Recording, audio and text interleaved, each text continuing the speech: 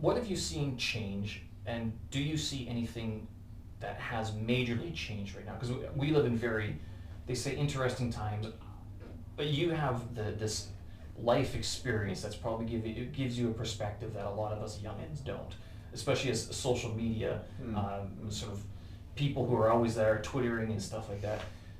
Is this just something that's going to pass, or is this a fundamental change? I mean, what has changed in China and maybe in Australia?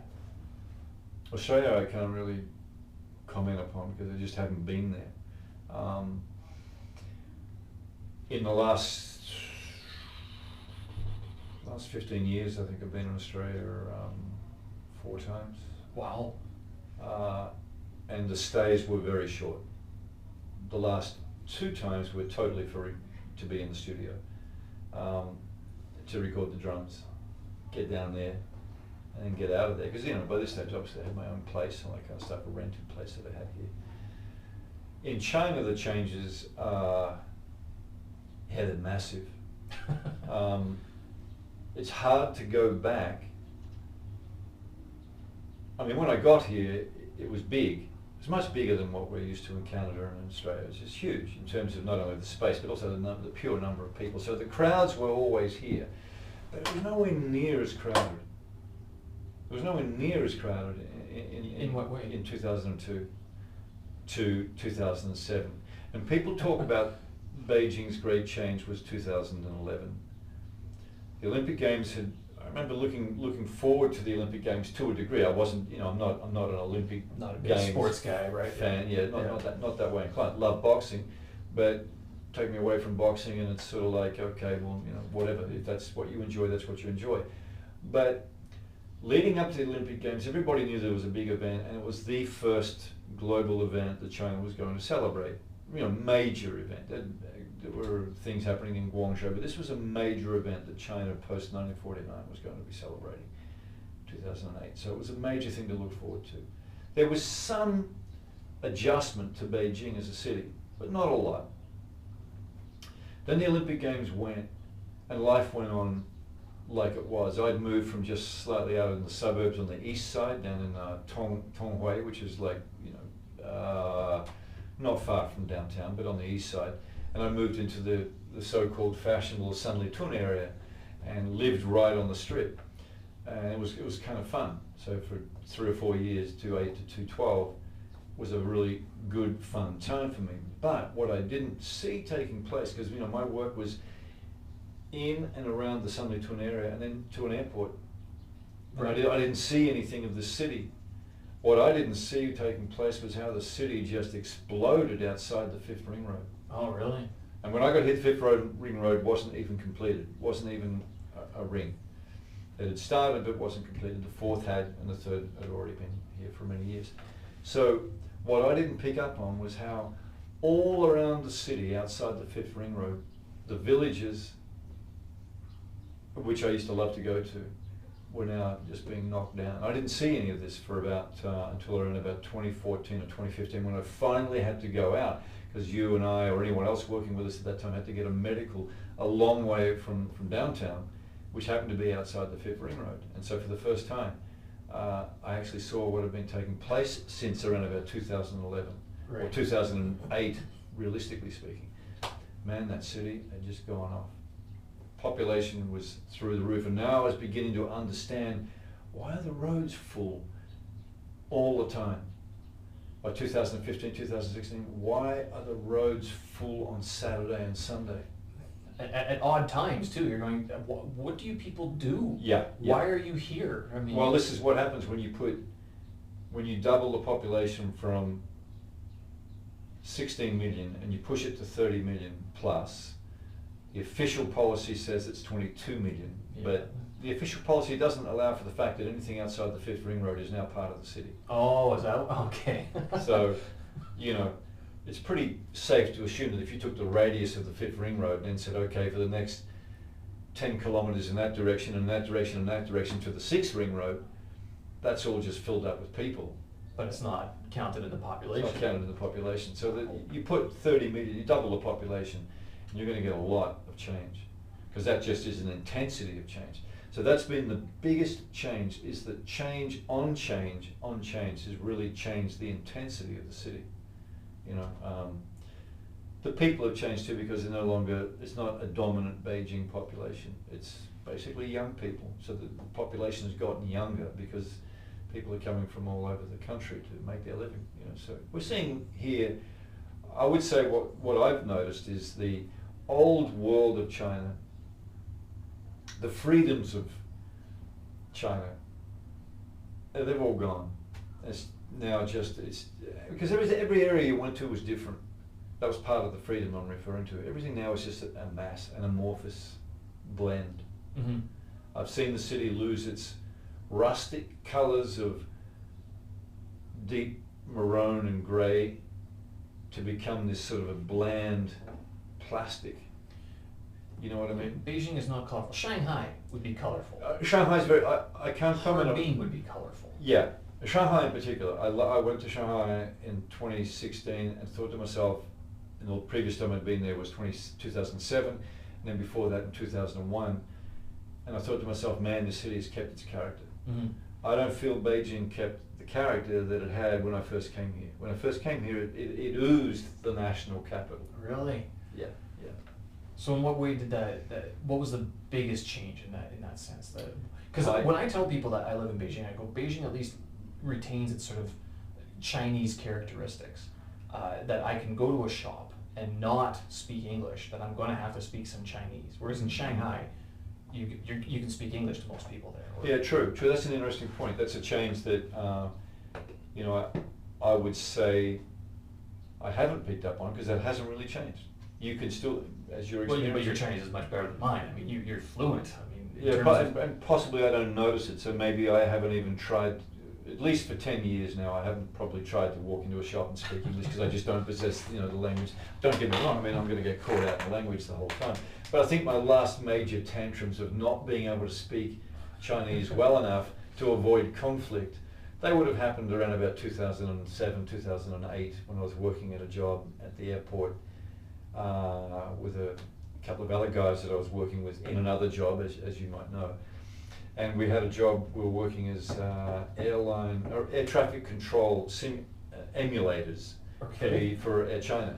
For Air China. And so I was traveling out to that job a few times a week in a cab, and there were cab drivers trying to rip us off and all this kind of stuff. And so there were some pretty good moments of frustrated use of Chinese language to English. But since those times, I haven't had to go down that road. I mean, if I've wanted to say something, I've been able to say it in Chinese. I see what you mean about Beijing retaining those sort of traditional things, but I would say, to offset that, a lot of the hutongs, they've been knocked down. They're all gone. They're not the real hutongs anymore. They're not the real hutongs. They're kind of like tourist hutongs that are left with a few token people to live there. The other hutongs have all gone, and they were all here when I came here. Even in central Beijing, like not CBD, but around the Forbidden City, that whole area, the Huton district, they're all remade. They're not the old ones as far as they're all remakes. Not as much as the Dashlar district, which is south of Tiananmen Square there, where they literally ripped it out and they rebuilt it. But the other ones, they've all been patched up. I mean, it's kind of... It's just not the same. I mean, I don't want to over-romanticize hutongs, because they're pretty tough places to live. They are. The summer, the smell of urine, you know, you go to sleep with it, you wake up with it, it's there. It's not like where I used to live in Sydney, for example, above an Italian bread coffee shop. You're not waking up to the sweet smell of dough and a fresh coffee. Man, that was alluring. That would drag you out of bed, down the stairs, into the shop, give you the coffee and the bread, send you a croissant, send you back up to bed, and you hadn't even woken up. Here it's the hutongs, and we know what they're like. Oh, they smell. Well, they can. I mean, they've improved the toilets a lot. They did that sort of modification a few years back, that red bricking. Which, I mean, in terms of policies, I kind of understand, because there are so many people coming to Beijing. It just got out of hand. Sure. And as anybody, it's like someone came into your house, you know, it's like, oh, can I put this chair here? Yeah, okay, no problem. Well, can I put this chair here? No problem. Can I have a buddy come in and he'll bring in just a couch? And then all of a sudden you say yes, and Next thing you know, they're building outside the window, you know, an extra bed. You're going, guys, we gotta Yeah. stop this. This is unsafe. Well, this is what was happening. This is another one of the changes, and it's been a frustrating change, because as time went by through the 2000s, all these shops of convenience opened up everywhere. It's fantastic. Little cafes were everywhere. Street life was alive. That's what I really liked about it. You didn't have to be in Sunday Tunda to have street life. You could be in any one of the suburbs, and street life was going on. All those, since I've moved into this particular area where I'm living now, where I've been since 2011 effectively, in fact I've been going to this one police station for registration now, so for 9 years. All the shops, all the stores, all the restaurants, they've all gone. They've all been knocked down. Oh, but okay. what it exposed was they'd all been built illegally. They'd all been attached to people who'd given permission initially to do a little bit of a thing because they might not be there for a long time, and all of a sudden one would become 50, become 100, become 200, you know. So all those shops have gone in the last 3 years. The crackdown inside the last since 2015, so the last 5 years now, Yeah. the crackdown has been immense. Change has been one that, as an older Beijinger, I'm struggling to take on board as being, yeah, this is my city, I love being here, it's really doing for me what I want. No, I'd be the other way. I'd be like a lot of old Beijing people are not very happy now because their life and livelihood and way of life is being taken away from them. Yeah. You know, the old Beijing way of life even with respects to because I know that this is going on here, the respect to the national leader of the country has even condemned certain Beijing ways of life, mannerisms. Mm-hmm. People dancing on the streets or at squares. Yeah, they're still doing it though. They still do it. Because they're not supposed to play the music loudly either, but they're still doing it. So there seems to be like that's, and I suspect that's going to be the Olympic push, like coming closer to 2022, when they're going to start kind of go, no, enough of that for now, because for whatever reason. Yeah, we'll push it down, or we'll push it away. But certain people in Beijing are taking a hard line to that. They're taking offence to that because it's the way of life that's always been, and it's a way of life that when you first come to live in Beijing, you sort of look at it and you go, "What the hell is going on here?" But you live here long enough, it becomes part of the pulse. It becomes part of the mannerism of the city. It's like 7:30 p.m. Where are the old people? Where are the grandparents dancing? That's right. It's the ebb and the flow of any particular place. When the tide don't work the right way, Yeah. then there's something wrong with. You know, there's the yin and yang of that. It's not quite the same. They're the little things, massive changes. You know, like we could go on and on about this. Some of the massive changes, just the building of airports, the building of the public transport infrastructure. It's all changing. You know, and of course the ever-present, the rise of the Chinese middle class. Right. It's got ramifications that cut right the way through. It's making my rent more expensive. Shit, For yeah. some reason my landlord thinks I'm made of money even though I haven't been working for 7 months. I go, I don't know how this is happening. We still suffer that one little thing, you know, the reverse racism kind of thing. Although it's not intense racism, but it's like, yes, we are Western. And to there's a a Chinese- perception. There's a perception that we to a- have money, and That's right. And that, I mean, if we don't like it, we can leave. Which they said, you know, if you don't like where you are, you can go back to where you came from. Which I mean, that's, Yeah, I'm not sure how I would have handled it had my landlord come on in during this period and said, look, you know, let's go back now. You're supposed to pay every 3 months, where I've been paying every month because, you know, I don't know from 1 month. Next, in my case, am I going to still be here, sort of thing. The other one is that had she decided to slap some increases, you know, like increases would have been, whoa, that's just getting out of hand. yeah. Because, you know, I gave you those figures before about what I got to balance up as to, you know, when have I've got to make this decision as to when is it like, nah, it's backward bending now. Yeah.